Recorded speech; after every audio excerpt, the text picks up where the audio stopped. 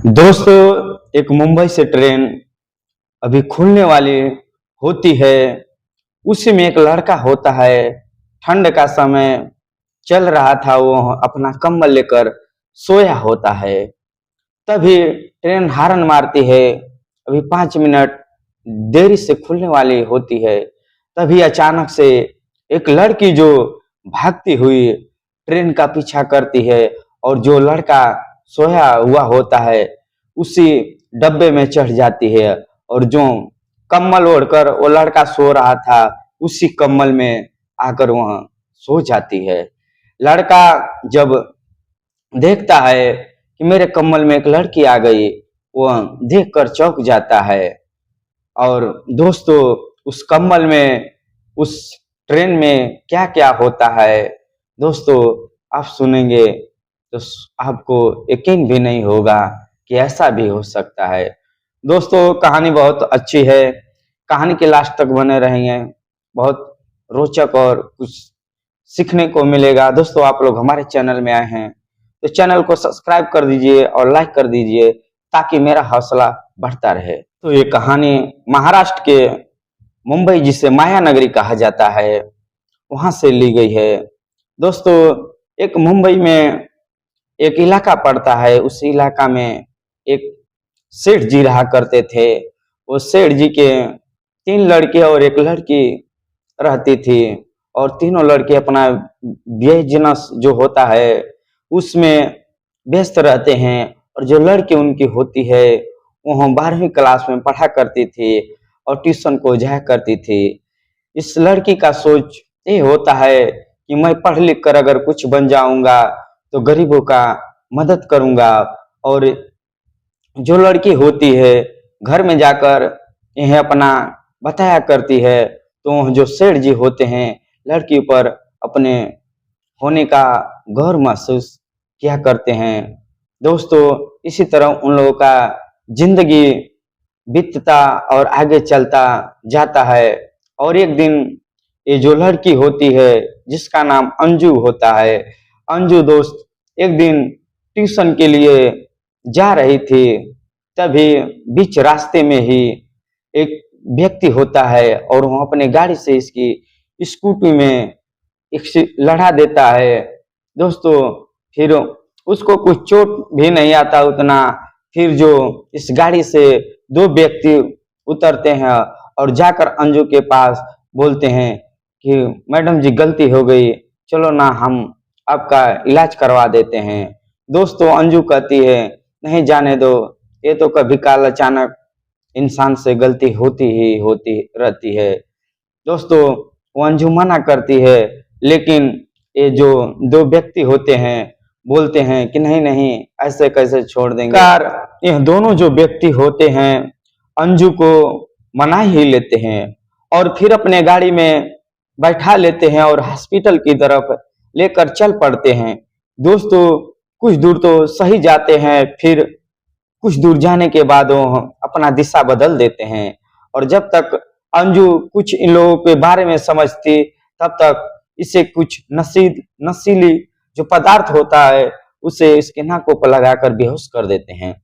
दोस्तों, अंजू को जब आंख खुलती है तो वह देखती है कि मैं एक बंद कमरे में हूँ। दोस्तों, अब इसको समझने में देर नहीं लगती है कि मेरे साथ हो ना हो कुछ गलत हो गया है। दोस्तों, कुछ ही पलों में यह अंजू का एक कोठे पर सौदा कर वो पैसा लेकर निकल पड़ते हैं। दोस्तों, अंजू का जब दरवाजा खुलता है, जो कोठे के मालकिन होती है अंजू के पास आती है, तो अंजू उसको देखकर समझ जाती है कि मैं कोठे में बिक गई हूँ। दोस्तों, अंजू मालकिन से बोलती है कि तुम्हें जितना पैसा चाहिए, हमारे पापा बहुत बड़े हैं, मैं पैसा दे दूंगा, लेकिन मुझे छोड़ दो। कोठे के मालकिन जो होती है बोलती है, तू मेरे को कितना पैसा देगी? बहुत देगी, 1 लाख दोगी, 10 लाख देगी? मैं तेरे से तो 10 दिन में 10 लाख वसूल सकता हूँ। दोस्तों, आखिरकार अंजू को इतना प्रताड़ित किया जाता है कि उन लोगों को साथ रहने पर मजबूरी ही हो जाती है। दोस्तों, इसी तरह करते करते 2 साल का दिन बीत जाता है। दोस्तों, जो कोठे वाली होते हैं, धंधे वाली होते हैं, उन लोगों को 6 महीने में एक जांच कराया जाता है और सरकारी हॉस्पिटल में लेकर जाया जाता है। दोस्तों, इसलिए जांच कराया जाता है कि ताकि जो धंधे वाली वर्कर होती है, इन लोगों को कोई तो रोग तो नहीं, एड्स जैसे रोग तो नहीं हो गया है। दोस्तों, 2 साल दिन निकल जाने के बाद अंजू को भी एक हॉस्पिटल में लेकर जाया जाता है। दोस्तों, अंजू को जब हॉस्पिटल जाती है तो किसी तरह उसे एक मौका मिल जाता है और वहां से भाग जाती है। दोस्तों, भागते भागते मुंबई के कल्याण स्टेशन पर भाग कर आती है और देखती है कि ये ट्रेन छूटने वाली है और उसी में दौड़कर वहां चली जाती है और वहां झटका से देखती है कि कोई मुसाफिर कम्बल ओढ़कर सोया हुआ है और उसी कम्बल में जाकर छिप जाती है। और दोस्तों, जो कोठे के गुंडे होते हैं वो हम भी देखते हैं कि ये गाड़ी जाने वाली है, कहीं कहीं इसी में ना अंजू चली गई हो। दोस्तों, वो भी उसी गाड़ी में चढ़ जाते हैं। दोस्तों, गाड़ी में चढ़ जाने के बाद वहाँ जितने भी यात्री गण होते हैं सबसे पूछते हैं कि जो 22 साल की लड़की है, एक देखे हो क्या? यात्रीगण कोई देखा भी नहीं होता, मुसाफिर यही सब बोलता है कि नहीं, कोई लड़की नहीं लौकी। दोस्तों, आखिरकार वो जो जो कोठे के गुंडे होते हैं वहाँ अगले स्टेशन पर उतर जाते हैं और जो अंजू जो होती है एक कम्बल में जिसके छुपी हुई थी, वहाँ एक लड़का होता है जो कि मुंबई आया था अपना एक पेपर देने और पेपर देकर अपने गांव की तरफ जा रहा था। दोस्तों, वो लड़का पूछता है कि तुम मेरे कम्बल में क्या कर रही हो? अंजू फिर बोलती है कि आप अभी कुछ मत पूछिए, मैं आपको आगे सब कुछ बता दूंगा। दोस्तों, ट्रेन इसी तरह आगे अपना सफर करते हुए धीरे धीरे रफ्तार से आगे और बढ़ती है। दोस्तों, कुछ समय और बीतता है तभी टीटी आता है और जो अंजू अंजू होती है और यात्रीगण से पता लगा लेती है कि आखिर ये ट्रेन कहाँ जा रही है। पता चलता है कि लखनऊ को जाने वाली है। दोस्तों, वहाँ अंजू होती है, फिर वो टीटी जब आता है तो टीटी से टिकट कटा लेती है लखनऊ के लिए और जो अरविंद होता है कम्बल में सोया हुआ जो लड़का होता है, फिर अरविंद पूछता है कि आखिरकार तुम मेरे कम्बल में क्यों आई? तो यह जो लड़की अंजू होती है वो बताती है कि मैं बहुत मुसीबत में थी और मुझे लखनऊ जाने दो, मैं आपको सब कुछ बता दूंगा। दोस्तों, फिर इसी तरह इन दोनों अपने में बात करते करते लखनऊ की तरफ चले जाते हैं और फिर उतर जाते हैं। दोस्तों, बीच रास्ते में थे तभी अंजू जो थी वो बताई हुई थी कि मेरे कुछ रिश्तेदार लखनऊ में रहते हैं और मेरा घर मुंबई है, लेकिन मैं किसी कारण से लखनऊ जा रही हूँ। अंजू अरविंद से बोलती है कि मैं आपके घर क्या रह सकती हूँ? अरविंद बेचारा कुछ सोचता है, फिर बोलता है ठीक है, रह सकती हैं। दोस्तों, फिर दोनों स्टेशन से उतरते हैं और फिर वहाँ अरविंद अंजू को लेकर अपने घर चला जाता है।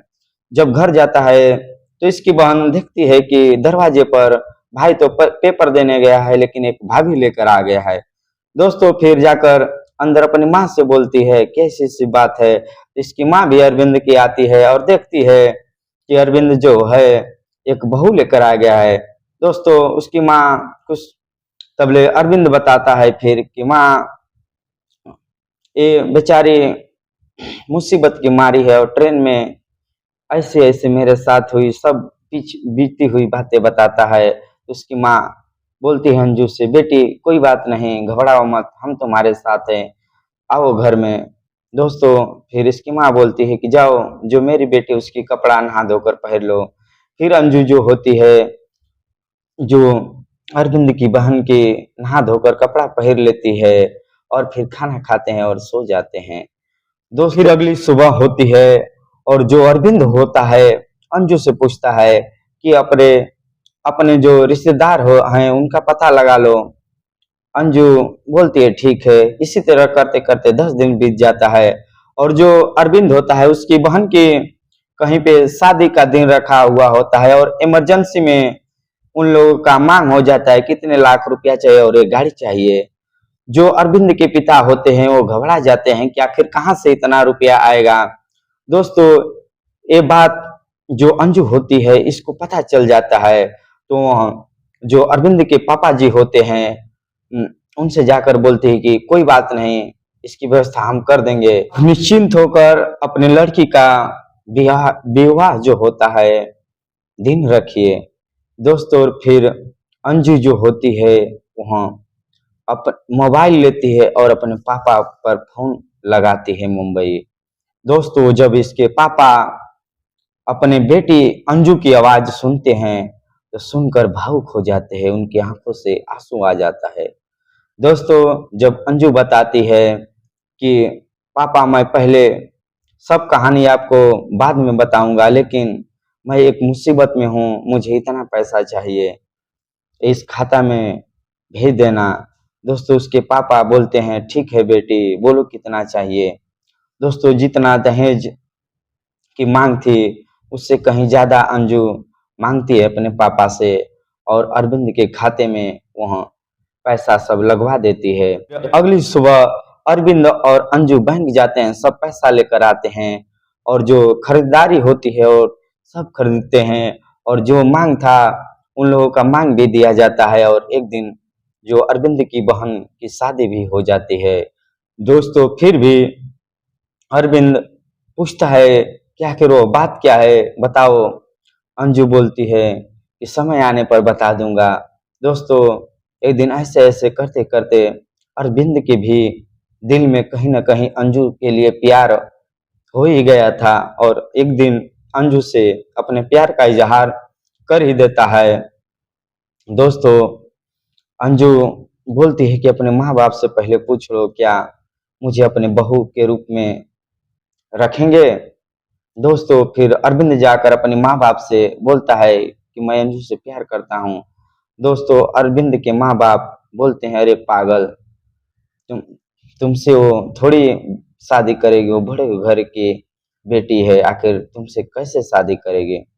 दोस्तों, जो अंजू होती है वो बात सुन ही रही थी। तो दोस्तों, फिर अंजू बोलती है, अंजू के माँ बाप बोलते हैं कि तुम दोनों जब राजी हो तो शादी कर लो, इसमें क्या दिक्कत है।